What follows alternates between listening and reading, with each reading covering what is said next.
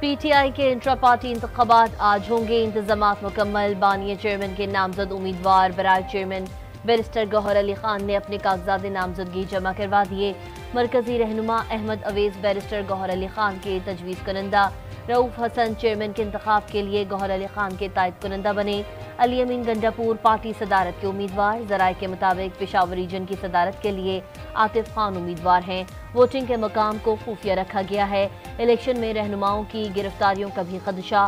PTI के बानी रहनुमा अकबर एस बाबर की 13 साल बाद पार्टी के मरकजी सेक्रेटरीट आमद। कहा, इंट्रा पार्टी इलेक्शन की मालूमात लेने आया हूँ।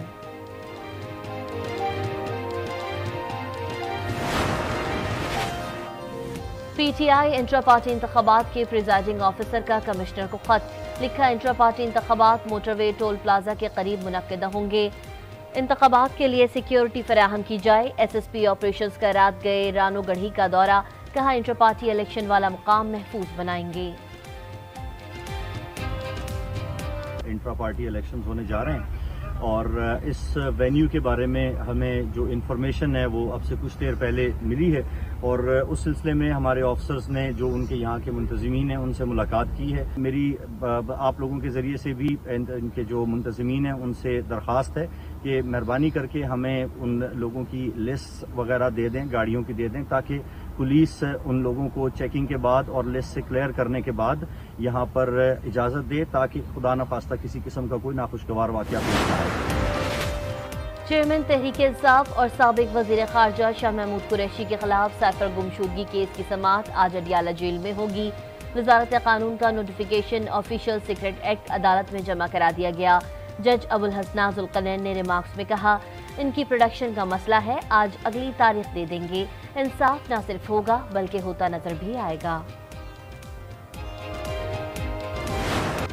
करप्शन और इख्तियारात के नाजायज इस्तेमाल का केस। चेयरमैन पीटीआई समेत 5 अफराद के वारंट गिरफ्तारी जारी। नैब रावलपिंडी ने जुल्फ़िकार बुखारी, फरज शहजादी, शहजाद अकबर, जियाउल मुस्तफ़ा के वारंट जारी किए। मुल्ज़िमान को गिरफ्तार करके मुताल्लिका अदालत पेश किया जाए। डीजी नैब और मुताल्लिका आईजीज़ को हिदायत। 190 million pound scandal. Chairman PTI और दीगर मुल्ज़िमान के खिलाफ नैब ने रेफरेंस दायर कर दिया।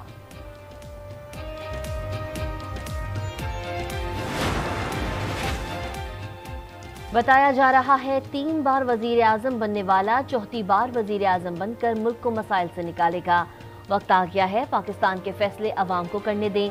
पुरानी सोच को छोड़कर अवाम को मईशत सियासत में हिस्सेदार बनाना पड़ेगा। बिलावल भुट्टो का Balochistan high court bar association से खिताब। कहा, एतराज बुजुर्ग होने पर नहीं, उम्र से फर्क नहीं पड़ता। अवाम तकसीम की सियासत करने वालों को दोबारा मौका न दें। मुल्क की किस्मत 2 लोगों के हवाले न करें। हम 8 फरवरी को सरप्राइज देंगे।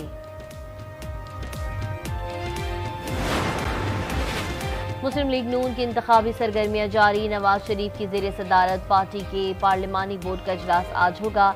मरियम नवाज समेत सीनियर रहनुमा शिरकत करेंगे। सरगोदा डिवीजन के मुमकिन उम्मीदवारों के इंटरव्यूज किए जाएंगे। उम्मीदवारों को टिकटें जारी करने का ऐलान भी मुतवक्की।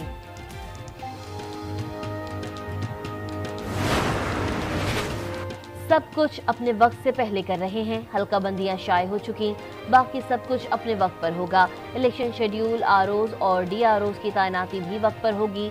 चीफ इलेक्शन कमिश्नर की सहाफियों से गैर रस्मी गुफ्तगू। इलेक्शन कमीशन ने हतमी हल्का बंदियों की इशाअत कर दी।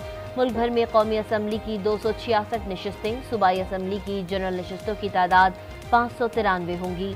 केपी में नशस्तें कम करने का बाबर अवान का दावा हक़ाइक़ के मुनाफी करार। अलामिया जारी।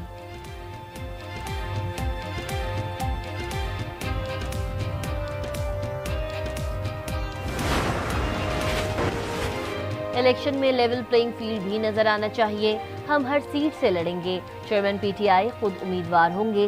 तहरीक इंसाफ के रहनुमा बाबर अवान कहते हैं, नवाज शरीफ के साथ हाथ हो गया, जितने मर्जी रिलीफ दें। समीउल्लाह वाले केस में सुप्रीम कोर्ट ने नाअहल किया हुआ है। इस केस में सिर्फ सुप्रीम कोर्ट का लार्जर बेंच ही सजा खत्म कर सकता है। एमक्यूएम पाकिस्तान का सूबाई इलेक्शन कमिश्नर को हटाने का मुतालबा। हल्का बंदियों पर एतराज भी उठा दिया।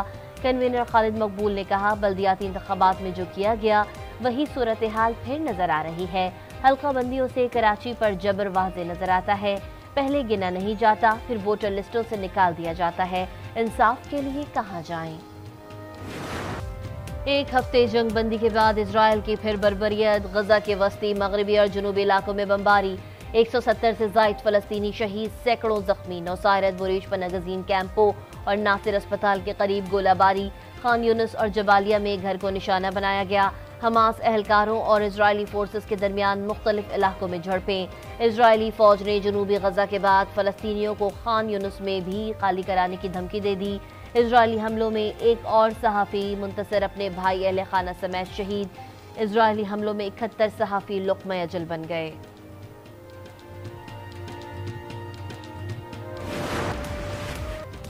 पंजाब भर में स्मॉग की सूरत हाल में बेहतरी, निगरान वज़ीर आला पंजाब मोहसिन नकवी का मार्केट्स और कारोबारी मराकज़ आज खुले रखने का ऐलान, तालीमी इदारे आज बंद रहेंगे।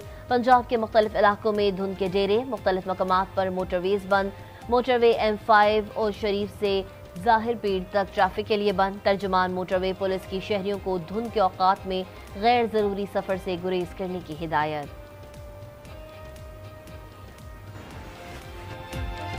अल अजीजिया केस में नवाज शरीफ की अपील समाअत के लिए मुकर्रर, chief justice Islamabad high court Aamir Farooq और जस्टिस मियां गुल हसन औरंगजेब 7 दिसंबर को समाअत करेंगे। एहतसाब अदालत ने नवाज शरीफ को अल अजीजिया रेफरेंस में 7 साल कैद और जुर्माना किया था।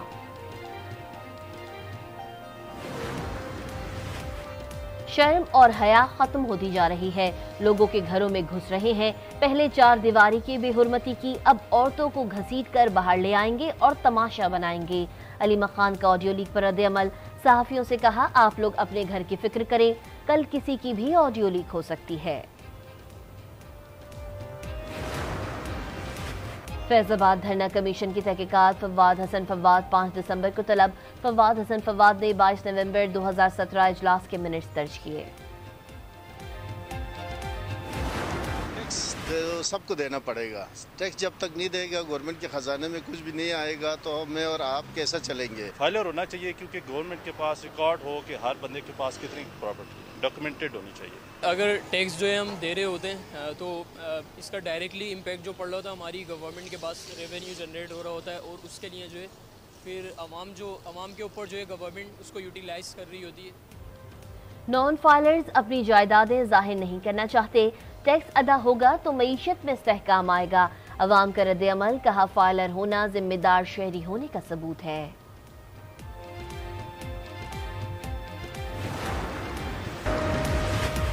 वादी कागान में बर्फबारी, दरख्तों, पहाड़ों और शाहराहों पर भी बर्फ की सफेदी, रास्ते बंद, शाहराह कागान पुलंदरा तक बहाल कर दी गई।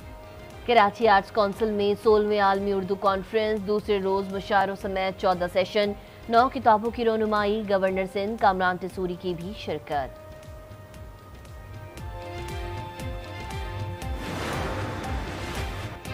और कराची के मेरीटाइम म्यूजियम में 3 रोजा सिंधी कल्चर डे की तकरीबात शुरू, हर तरफ सिंधी मलबूसात के रंग, वजीर सकाफत ने रंगारंग फेस्टिवल का इफ्तिताह किया।